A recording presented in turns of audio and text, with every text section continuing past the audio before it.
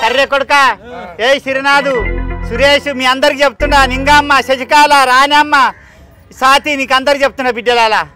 నన్ను వంగబెట్టి నా మీద దెబ్బలేదు సారు మంచి మంచి మోతెపాలనే వంగబెట్టి తంత పిత్తుకొని సచ్చిరు కొడుకులారా